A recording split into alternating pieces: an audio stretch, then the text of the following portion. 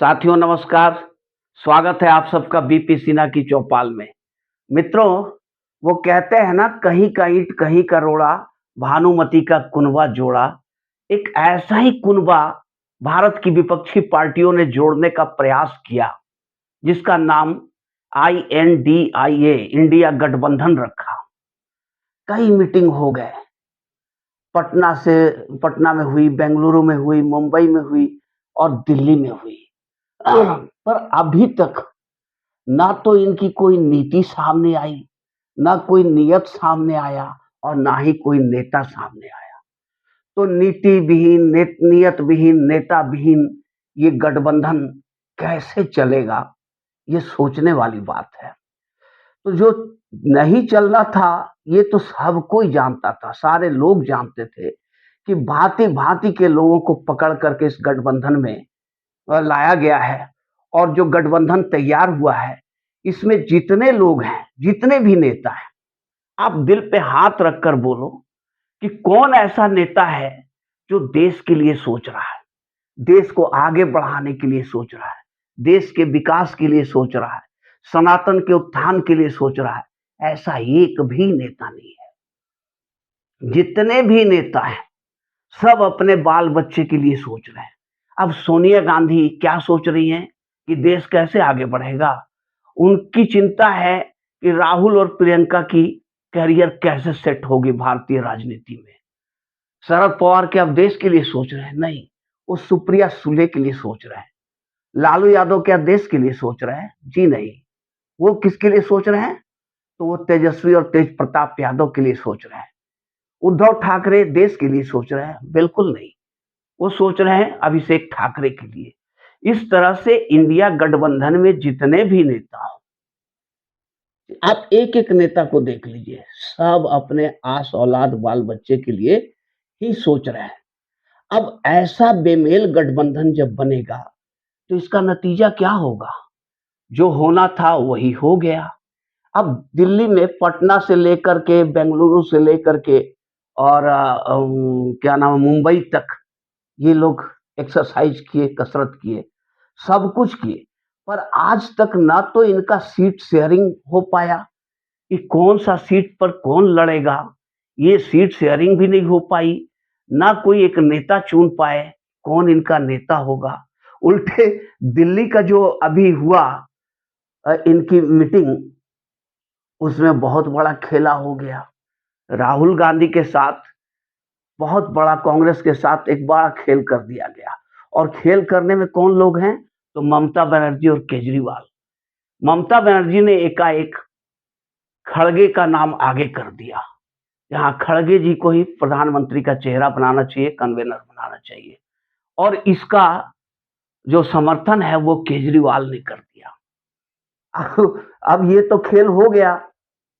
कांग्रेस जो सारी लड़ाई लड़ रही थी, सारा एक्सरसाइज सोनिया गांधी का जो था, वो अपने लाल के लिए था, राहुल के लिए था कि राहुल को कैसे प्रधानमंत्री पद का चेहरा बना दिया जाए। सॉरी। पर ये तो संभव हुआ नहीं। यहाँ पर खेला हो गया। ममता ने इनका खड़गे का नाम आगे कर दिया और ये केजरीवाल ने समर्थन कर दिया। और इधर नीतीश और लालू गुस्से से फायर हो गए। तो नीतीश कुमार, लालू यादव, तेजस्वी यादव, ये लोग पहले भाग निकले वहां से। जो ज्वाइंट प्रेस कॉन्फ्रेंस होता है उसमें भी इन्होंने हिस्सा नहीं लिया, ये निकल भागे। अब नीतीश तो पटना आ गए, लालू यादव और तेजस्वी वहां रुके हुए हैं। अब हो क्या रहा, नीतीश पटना आकर के अपने पार्टी का सांसदों का बैठक बुला लिया और अपना एक राष्ट्रीय अधिवेशन कॉल कर लिया। इससे साफ जाहिर हो रहा है कि नीतीश जी अब इस गठबंधन में नहीं है। ना तो अखिलेश यादव इस गठबंधन में के लिए इंटरेस्टेड है, ना ममता बनर्जी और ना ही केजरीवाल। ये सब को किसी को कोई इंटरेस्ट नहीं है इस गठबंधन में, क्योंकि सबको रिजल्ट पता है कि 2024 में आएगा तो मोदी ही, और वो भी विशाल बहुमत से आएगा। इसलिए ये लोग कोई लड़ना चाहते नहीं है, बस अपने निहित स्वार्थों के लिए एकजुट हो रहे थे। पर अभी तक तो कुछ जो बचे हुए हैं साथ में, वो भी भाग निकलेंगे।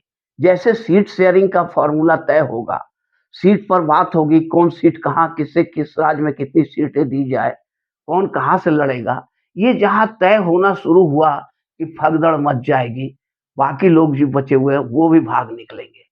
तो मित्रों ऐसा है कि ये जो इंडिया गठबंधन बनाया गया, बड़े धूम-धाम से गाजे-बाजे के साथ कि मोदी को पटखनी दे देना है 2024 में। इनका फ़ॉर्मूला क्या होता है 1 + 1 बराबर 11 मान लेते हैं। इनका इतना वोट परसेंट शेयर है, इनका इतना वोट परसेंट है, इनका इतना है, इनका इतना है, सबको जोड़ दो तो भाजपा से ज़्यादा हो जा रहा है, तो हम लोग जीत जाएँगे। अरे क्या हुआ था जो 2019 में इलेक्शन में मायावती और अखिलेश दोनों मिल गए थे, फिर भी 65 सीटें बीजेपी ले गई। तो कहने का मतलब है कि भारत की जनता जागरूक हो चुकी है। ऐसा पहले भी बेवकूफ़ नहीं थी, जागरूक थी ही। अब भारत की जनता में एक नई जागृति आ गई है और जागृति कुछ ऐसे आया है ऐसी आई है कि राजनैतिक जागृति आ गई है। अब राजनीति पर पहले पहले का क्या था?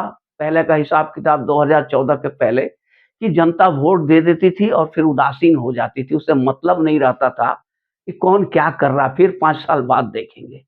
पर अब जब से मोदी जी आए 2014 से जो राजनीति है वो आम जनता का उत्सुकता का केंद्र बन गया है। आम जनता अब इंटरेस्ट लेने लगी है राजनीति में। पहले राजनीति को गंदगी माना जाता था जनता की नज़र में और नेताओं को तो भ्रष्ट और चोर ही माना जाता था। और हकीकत भी यही है, आप देख रहे हो ना, इसमें तो कुछ ढकी-छुपी बात है नहीं, बात भी वही है। तो कहने का मतलब है कि इंडिया गठबंधन का राम नाम सत्य हो गया। जिस धूम-धड़ाके से लोग मिले थे बिछड़ने के लिए तो बिछड़ भी गए। अब ऐसा है साथियों कि इंडिया गठबंधन तो क्या है, कोई भी गठबंधन चाहे कितना भी बड़ा गठबंधन बन जाए, मोदी का मुकाबला 2024 में तो कतई नहीं कर सकता है। साथियों अगर ये वीडियो आप लोग को अच्छी लगी हो तो इसे लाइक करेंगे और चैनल को सब्सक्राइब करेंगे। धन्यवाद।